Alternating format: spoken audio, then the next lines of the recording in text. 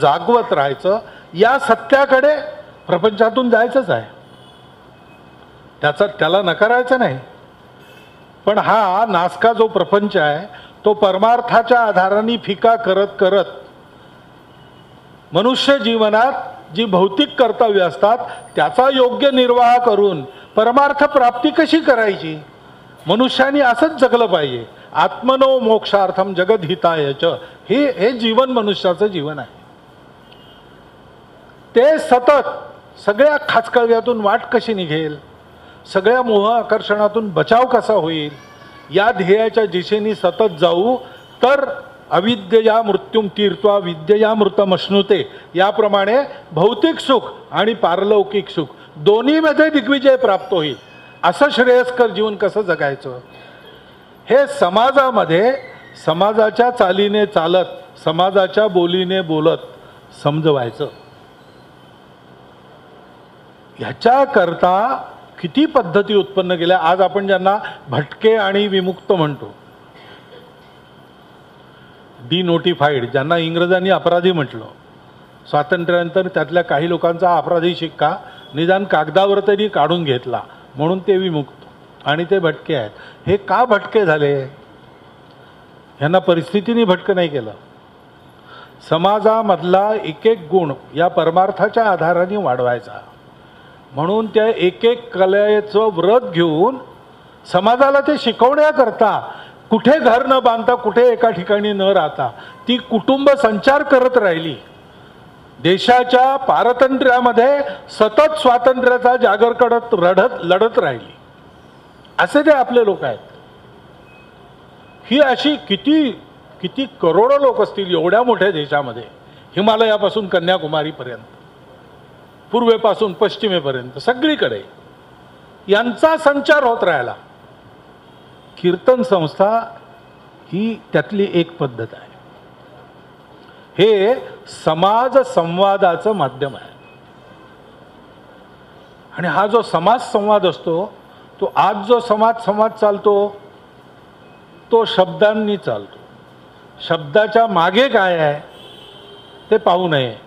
जसं ऋषीचं कुळ आणि नदीचं मूळ शोधू नये तसं बोलणाऱ्याचं प्रत्यक्ष आचरण काय आहे ते शोधायच्या भानगडीत पडू नये. असं दिसतं, त्याचा परिणाम होत नाही. कितीतरी शाळा कॉलेज आहेत चांगलं वागणं शिकवणारी, सगळ्या युनिव्हर्सिटीत तेच चालतं. सगळ्या कुठेही असत्याचा उपदेश होत नाही. चोरी डाकू दरोडा कसा घालायचा हे शिकवणारं नाही आहे कोणी. पण ते न शिकवता सुद्धा कलियुगात वाढत राहतं. आणि जे शिकवल्या जातं कानी कपाळी ओरडल्या जातं त्याचा परिणाम होत नाही. का होत नाही? हा समाज संवाद असा नसतो. कीर्तन संस्थेचा समाज संवाद चालतो तो लोकांना वाटतं ती एक कला नाही आहे ती. काही लोकांना वाटतं ती आजीविका नाही आहे ती. हे आपाततः अनुषंगाने येणारे सगळे. कीर्तनात कला उपयोगी आहे. कीर्तनकाराची आजीविका चालते कारण तो व्रतस्थ होऊन समाज संवाद करतो. तो स्वतःच्या आजीविकेसाठी काही करत नाही. पण कीर्तन हे काय आहे तर हे जीवन जगून दाखवायचं आणि जे जगतो ते बोलायचं. बाबासाहेब सालपेकरांची शताब्दी आपल्याला साजरी करावीशी का वाटते? नागपूर विदर्भात त्यांचं नाव का होतं? कारण त्या घराण्याची बोलल्याप्रमाणे चालण्याची परंपरा आहे. आधी केले आणि मग सांगितले अशी परंपरा. आता मी येत होतो, तुम्ही जे म्हटलं ते अगदी म्हणजे तुम्ही जे नंतर म्हटलं त्याचं अगोदर प्रत्यंतर मला आलं. विक्रमजी आमचे म्हणत होते, मी त्यांचं कीर्तन ऐकलेलं आहे. आमच्या हनुमाननगरात दासनवमीच्या याच्यात ते नेहमी कीर्तन व्हायची. मी नवनाथांची कथा त्यांच्याचकडून ऐकली. मी बाळ चिलया त्यांच्याचकडून ऐकला. आणि शाळा संपली की आम्ही सरळ तिथे जाऊन यायचो, जाऊन बसायचो आणि थोडं निरूपण वगैरे त्या वयात कंटाळणं. पण नंतर जी कथा व्हायची ती अशी जिवंत वाटायची. का असं होतं? एक कीर्तनासारखा विषय तरुण मुलांना आणि लहान मुलांना ऐकावा असा वाटतो. असं का? विक्रमजी शाळेत होतो तो काळ काही फार जुना नाही. सिनेमाचं प्रचंड आकर्षण, क्रिकेटचं प्रचंड आकर्षण त्याही काळात होतं. पण तरीही नागपुरातले तरुण कीर्तन ऐकायला बाबासाहेबांची जायचे. कारण काय?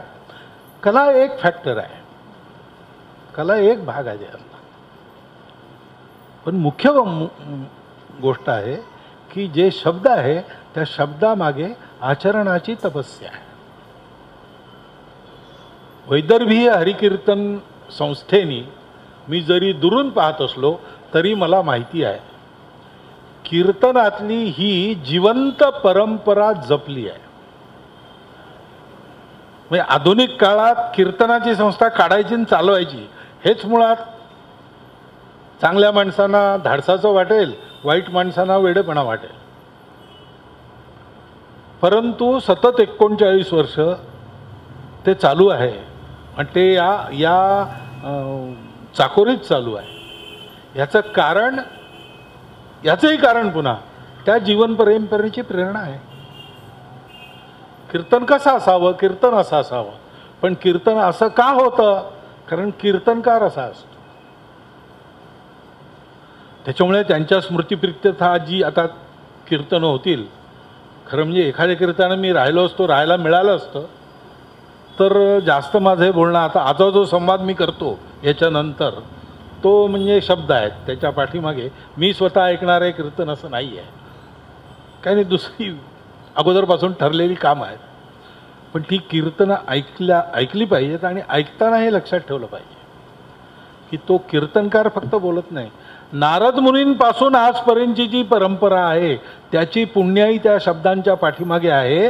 कीर्तनकार आपापल्या परीने कीर्तन करताना त्या पुण्याईमध्ये आपण कमवून जोडत असतात. ती आपल्या देशाची कमाई होते, ती आपल्या समाजाची कमाई होते आणि त्या कमाईवर आपण जगतो आहोत. तुम्ही विचार करा जरा, जगात उदाहरण आहे का अशा देशाचं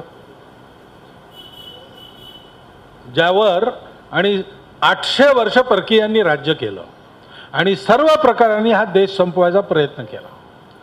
त्याची संपत्ती घालवली, त्याचं स्वास्थ्य घालवलं, त्याचे स्मृतिभ्रंश केला, सगळं केलं. अक्षयवट कापून टाकला, मुळं खोदून टाकली आणि त्या जमिनीत पुन्हा काही उगवू नये म्हणून आग पेटवून त्याच्यावर लोखंडाची चादर ठोकली. त्याच्यानंतरही त्याच्यातून अंकुर वर आले आणि आज पुन्हा प्रयागला त्रिवेणी तटावर अक्षयवट उभा आहे. आपला भारत तसाच आता उभा होतो आहे. हे सामर्थ्य कुठून आलं? हे सामर्थ्य त्या ऋषींना झालेला तो सत्य साक्षात्कार, त्यांनी आपल्या खडतर तपश्चर्येतून मिळवलेले ते सत्याचं पाथेय, हे सहज भाषेमध्ये सर्वसामान्याच्या बोलीत आकर्षक पद्धतीने जीवन जगून मांडणारे कीर्तनकार, त्यांची अखंड परंपरा आहे. त्यामुळे आहे वैदर्भीय हरिकीर्तन परंपरा संस्था तीच परंपरा पुढे चालवते आहे. त्याच्यामुळे त्यांच्या या उद्योगाला मी नम्रपणे वंदन करतो आणि अशी परंपरा चालू ठेवणाऱ्या बाबासाहेबांसारख्या समाजामध्ये जनांचा प्रवाह चालू ठेवणाऱ्या, आम्ही वैकुंठवासी आलो याची कारणासी बोलेली जे ऋषी साच भावे वर्तावया, शब्दज्ञानांमुळे जो घोटाळा झाला तो घोटाळा काढून प्रत्यक्ष आचरणातून आलेला अनुभव शब्दांनी लोकांपर्यंत त्या परंपरेचा धागा पकडून त्यातून पोचवणाऱ्या कीर्तन परंपरेतल्या महापुरुषांना नम्रपणे वंदन करतो आणि माझे 4 शब्द इथे संपवतो.